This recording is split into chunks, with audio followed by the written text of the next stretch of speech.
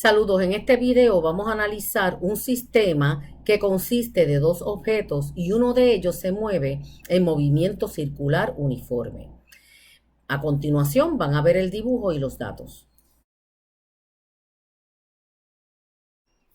En este ejercicio tenemos una chapa moviéndose en un círculo sobre una mesa sin fricción. Esa chapa está atada a una soga.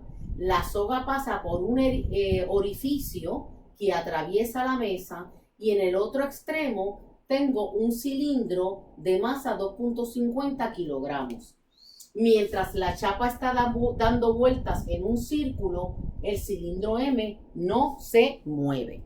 Me pregunta el problema, ¿cuál es la aceleración de la masa M pequeña? Y también me pregunta, ¿cuál es su rapidez? Como todo problema de dinámica, comenzamos analizando las fuerzas que siente uno de los objetos. Vamos a analizar la chapa, la dibujamos acá por conveniencia sola y dibujamos o identificamos todas las fuerzas que siente la chapita. La chapa siente una fuerza de tensión que la produce la soga, siente la fuerza normal, que es la fuerza que hace la mesa sobre la chapa, y finalmente siente la fuerza de gravedad o su propio peso. Por conveniencia le vamos a llamar a la masa pequeña el objeto número 1, mientras que al objeto M grande le vamos a llamar número 2, para no tener ninguna confusión con las ecuaciones de dinámica. Una vez hemos identificado todas las fuerzas en la chapita, procedemos a dibujar el diagrama de fuerza o diagrama de cuerpo libre. Recuerden que el diagrama de fuerza es un plano cartesiano donde asumimos que el objeto que yo estoy estudiando es un punto y lo coloco en el 0, 0. Luego traslado las tres fuerzas a ese eje cartesiano. Por lo tanto, la normal apunta hacia positivo Y, mientras que la tensión apunta hacia positivo X, y finalmente el peso de la chapa, que lo llamamos número 1, apunta verticalmente hacia abajo. Una vez dibujado el diagrama de fuerza, estamos preparados para obtener la suma de los componentes en X y los componentes en Y. Como podemos observar en el diagrama, tanto la normal como el peso del objeto número 1 no tienen componentes en X. Sus vectores no hacen sombra sobre el eje horizontal. Por otro lado, la tensión no tiene componentes en Y. O sea, este vector no hace sombra sobre el eje vertical. Por lo tanto, la suma de fuerzas en X sería T, mientras que la suma de fuerzas en Y sería N, disculpen, no se pone la flecha aquí, N menos W1. Ya estamos preparados para sustituir estos resultados en la segunda ley de Newton.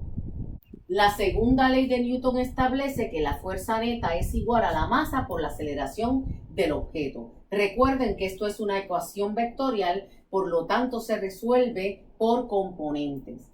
Ya nosotros obtuvimos la parte izquierda de ambas ecuaciones utilizando el diagrama de fuerza. Por lo tanto, para el caso de la suma de fuerzas en X, tenemos que T es igual a M1, que es la masa de la chapita, 1.50 kilogramos, por AC, que es la aceleración centrípeta. Vamos a recordar nuevamente las fuerzas que sentía la chapa. La chapa sentía una fuerza de tensión, una fuerza normal y su propio peso, que lo llamamos W1. Note que de la forma en que escogimos el eje para analizar las fuerzas que siente la chapa no se mueve verticalmente. Sin embargo, la chapa se mueve de forma horizontal. La única fuerza que apunta hacia el centro del círculo a lo largo del radio en que se mueve la chapa es T. Por lo tanto, T es la única fuerza responsable de que la chapa se mueva en un círculo. La T es la fuerza centrípeta. Por lo tanto, es igual a M1 AC, donde AC es la aceleración centrípeta. Por otro lado, tengo que N menos W1 es igual a 0, porque como mencionamos, de la forma en que escogimos el eje, la chapa no se mueve de forma vertical.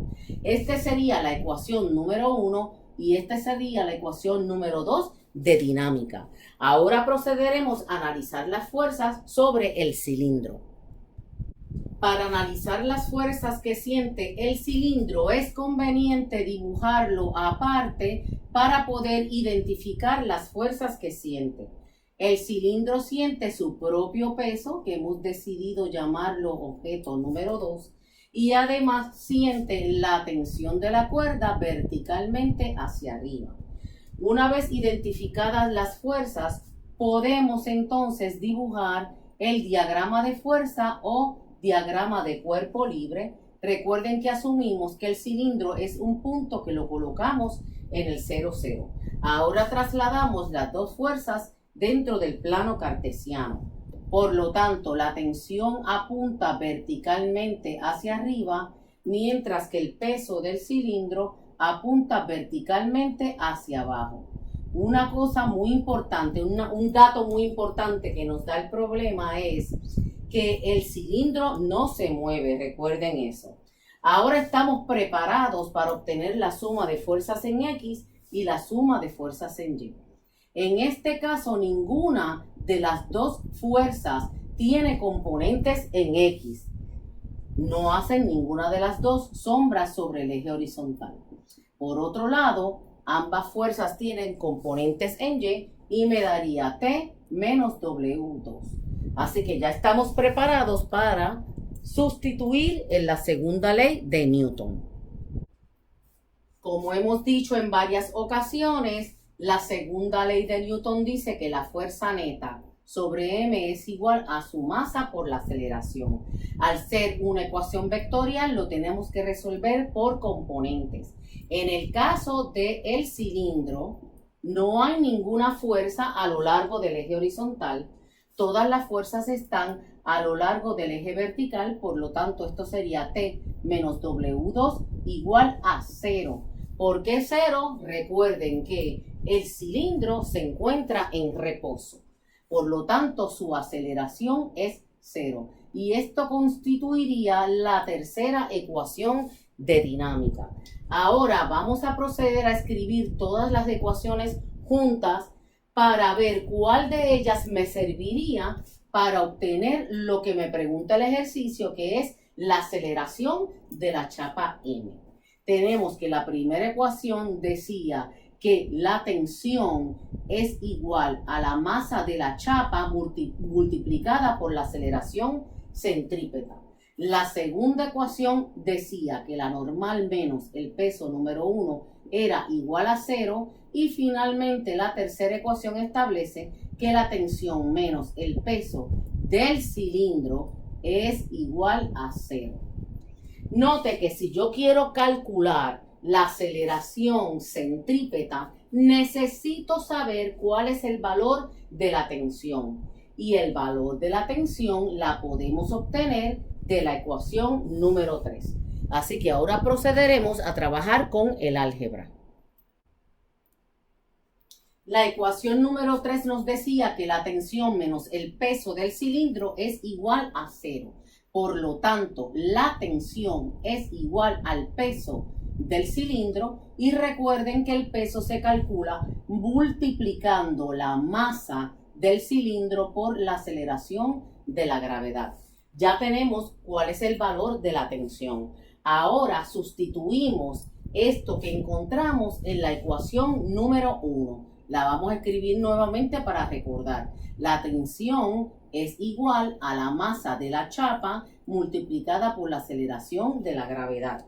Por lo tanto, si yo ahora sustituyo lo que es la tensión en esta parte de la ecuación, obtenemos que M2 por G es igual a M1 por AC. En la primera parte del problema nos preguntan cuánto es la aceleración de la chapita, que ya sabemos que es centrípeta porque se mueve en un círculo. Por lo tanto, la aceleración centrípeta va a ser M2 dividido entre M1, todo eso multiplicado por G, que es la aceleración de la gravedad. Nosotros tenemos el dato de la masa del cilindro, que es la que va en la parte de arriba. También tenemos la masa de la chapa. Y recuerden que G es la aceleración de la gravedad, que es 9.8. Por lo tanto, esta ecuación me permite obtener el valor numérico de la aceleración centrípeta. La segunda parte del problema nos pregunta cuánto es la rapidez de la chapa. Recuerden, la magnitud de la aceleración centrípeta la puedo obtener cuadrando la rapidez y dividiendo entre el radio.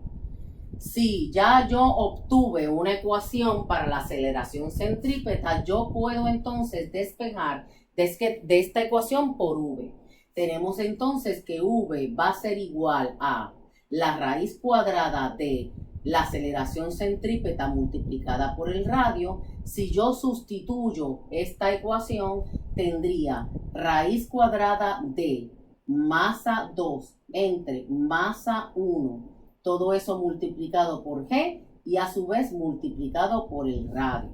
Recuerden, tenemos las dos masas, la masa de la chapa, que es M1, la masa del cilindro, que es M2, tenemos G, que es 9.8 metros entre segundo al cuadrado, y tenemos R. Tengan mucho cuidado cuando vayan a sustituir el radio ahí, lo tienen que cambiar a metros. Y este sería el final del ejercicio.